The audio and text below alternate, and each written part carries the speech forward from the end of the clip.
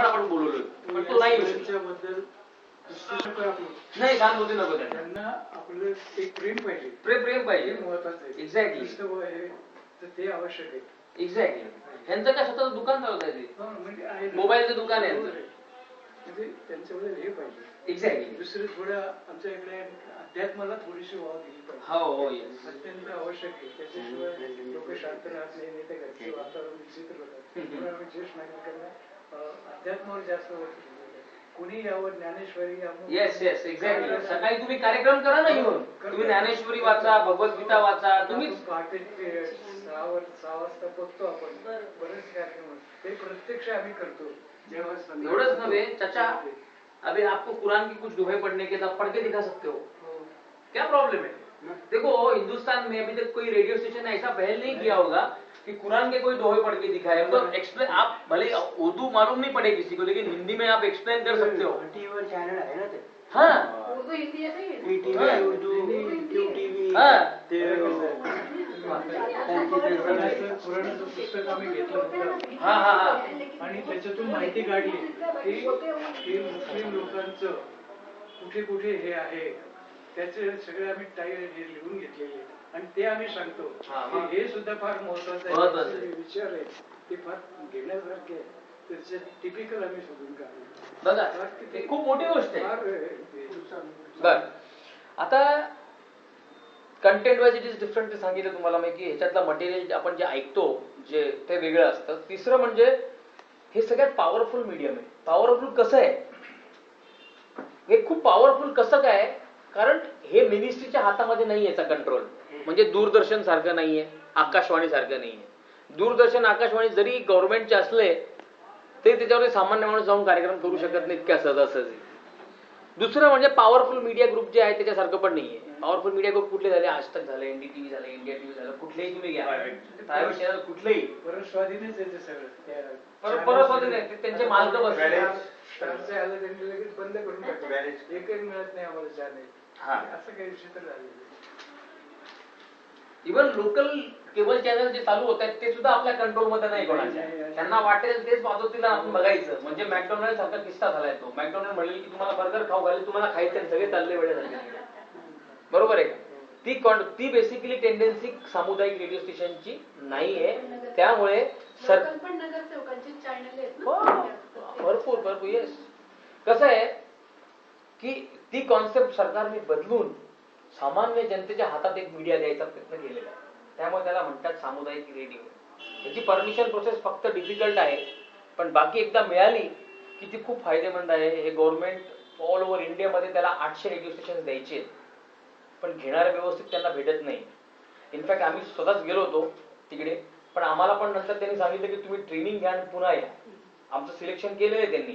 आमची एक step 2 step select झालेले आहेत पण त्यांनी आम्हाला स्पेशल ट्रेनिंगसाठी बोलवलं आणि त्यांनी सांगितलं की तुम्ही ट्रेनिंग घ्या आणि आम्हाला पुन्हा एकदा येऊन भेटा मग आम्ही तुम्हाला लायसन्स इश्यू करू.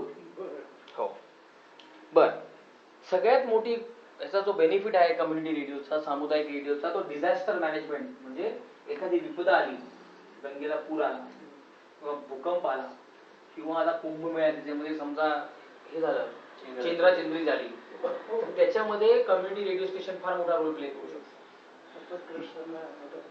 हा म्हणजे एका वेळेला जिथं सगळ्या पुरामध्ये लाईट बंद होऊन जाईल मोबाईल टावर बंद होतील पण सामुदायिक रेडिओ तसं नाही. तुम्हाला एक बॅटरी बॅकअप असेल 8-10 तासाचं तर तुम्ही तुमचं स्वतःच्या या बिल्डिंग मध्ये सुद्धा रेडिओ स्टेशन चालू शकता. आणि लोकांना काय मोबाईल मध्ये FM आहे सगळ्यांच्या. सगळ्यात मोठी गोष्ट ती आहे त्याला पैसे भरावे लागत नाही. तर डिझास्टर मॅनेजमेंट साठी खूप फायदेमंद आहे ते.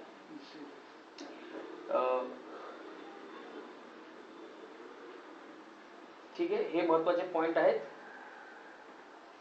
बर एक सगळ्यात मोठा मुद्दा सामुदायिक रेडिओचा काय आहे की सामुदायिक रेडिओ मध्ये ती क्वालिटी आहे की तो ऐकतो. तो रेडिओ ऐकतो. रेडिओ समजा हा रेडिओ आहे हा स्वतः हा इज अ लिस्नर. सामुदायिक रेडिओ तो आहे जो ऐकतो. बाकीचे रेडिओ ऐकवतात.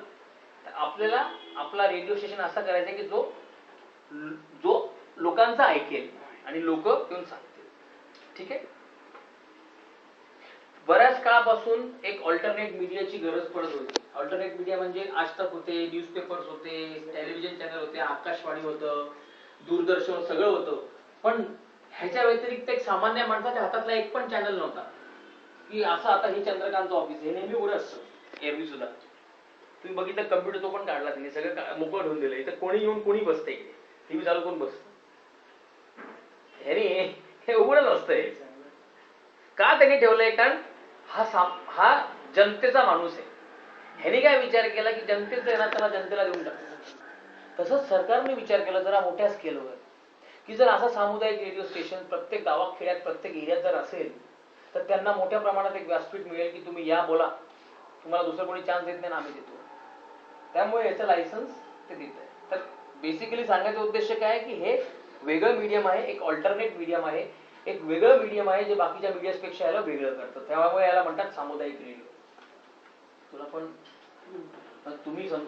तू येशील उद्या, तुला हे बरेचसे पॉईंट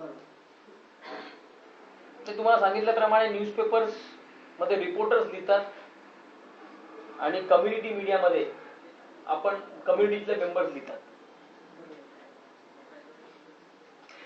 ह्याला म्हणतात फ्रीडम ऑफ एक्सप्रेशन, बोलण्याचं स्वातंत्र्य.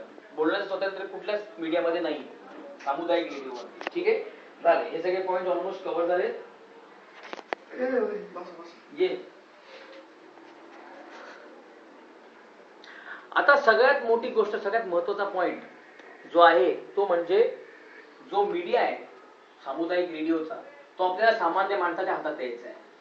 जे माईक आहे ना, सामान्य माणसाच्या हातात द्यायचं. बस ना भूषण, काय जागा आहे? सामान्य जनतेच्या हातामध्ये मीडिया द्यायचा आहे. त्यामुळे आम्हाला हे आम्ही का करतोय सगळं, आम्हाला गव्हर्नमेंटला प्रूव्ह करायचं आहे की आम्ही ह्याची मीटिंग घेतलेली आहे. आम्ही का हे व्हिडिओ रेकॉर्ड करतोय, कारण आम्हाला ते विचारणार तुम्ही मीटिंग घेतली आहे का. आम्ही त्याचा एक ऍफिडेव्हिट तयार केलेलं आहे, सह्या घेतलेल्या, सगळ्यांची नावं टाकली. पण उद्या आम्हाला जेव्हा ते विचारतील की तुम्ही सांगा तुमच्या समुदायाने काय सांगितलं, आमच्याकडे त्याचं उत्तर पाहिजे, म्हणून आम्ही सगळ्यांना ऍक्च्युअली बोलवलेलं आहे. उद्दिष्ट आपल्या मीटिंगचं उद्दिष्ट कळायला पाहिजे. हा, ह्याच्यामध्ये कुठल्याही भाषेचा बॅरियर नाही. तुम्ही हिंदीमध्ये करा, मराठीत करा, तेलुगू, मल्याळम, सगळ्यांना सगळ्या भाषेत करायचा हक्क आहे या रेडिओमध्ये. ठीक आहे, okay, almost we are done. तर तुम्हाला आता बेसिकली मला एवढी सगळी इतिहास सांगायचं गरज का होती, कारण सामुदायिक रेडिओ हा कॉन्सेप्ट नवीन आहे. बरोबर, सगळ्यांना FM रेडिओ माहिती आहे, टीव्ही चॅनल माहिती आहे, लोकल केबल माहिती आहे, पण सामुदायिक रेडिओ हा माहिती नाही. म्हणून माझं काम होतं तुम्हाला सगळ्यांना समजायचं, सांगायचं. आता या रेडिओ स्टेशनचा टावर आपण इथे लावतोय शंकरनगर मध्ये. इथून तो 15 किलोमीटरच्या रेंज मध्ये राहील, सगळ्यांना ऐकायला. तुमचा आवाज इथून 15 किलोमीटर असणारे कमीत कमी 1-2 लाख लोक ऐकू शकतील डेली बेसिस. आपण 24 आवर्सचा चॅनल चालू. 15 किलोमीटर चारी साईड पेरी पेरी हो, पेरी पूर्ण नाशिक जिल्हा. ऍक्च्युली नाशिक हो शहर. नाशिकची जी पेरी पेरी आहे ती 22 किलोमीटरची, म्हणजे ऑलमोस्ट नाशिक सिटी 7 किलोमीटर फक्त लॅगिंग बिहाइंड. आता मला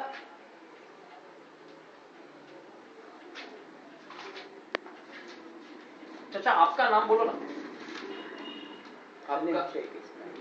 शलीम. हाँ, ये डायरी को तीच आहे ना तुमच्या हातातली. अच्छा सलीम भाई, आपका नाम बाद में लिखा के लेंगे, पहले आप हमको बताओ कि आप कौन से टाइप के प्रोग्राम चाहते हो रेडियो पे बजाने के लिए. आपको क्या लगता है किस तरह के प्रोग्राम्स होने चाहिए. काही सामाजिक धार्मिक वगैरे व्हायला पाहिजे. बर, कुठल्या टाइपचे. आपल्या रोजच्या समस्या आहेत आपण दाखवलं पाहिजे रेडिओवर. बर, तुम्हाला काय वाटतं की तुम्ही तुमचं काम मेकॅनिकचं आहे, हो. तुम्हाला काय वाटतं कुठल्या टाइपचे प्रोग्राम तुम्हाला आवडतील करायला आणि ऐकायला.